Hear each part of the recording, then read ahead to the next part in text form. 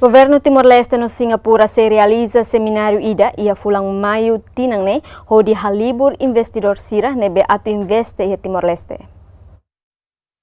Assunto hatou husi Ministro Negócios Estrangeiros no Cooperação Aurélio Guterres e edifício Ministro Negócios Estrangeiros Cooperação Praia dos Coqueiros Tili foi em fila husi Singapura. Niadehan durante visita Singapura, Aurélio representa governo Timor-Leste a mutuco Singapura discuti o ensah livre investidor sira nebe se investe iha Timor-Leste.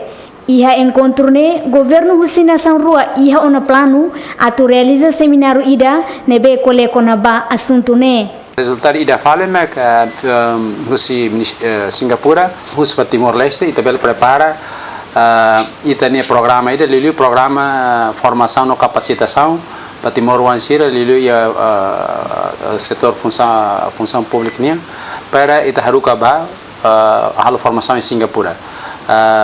Formação serne Singapura foi apoio tamakoto e ita espera que até idanemos husi embaixador nós ministérios se preparar o programa ida correr nos ministérios relevantes para tu lori tem programa no tabela o mais rápido possível o Singapura.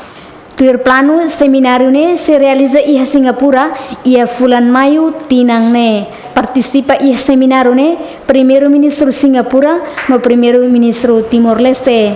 Celestina Teles, Tito Livio, ZMN.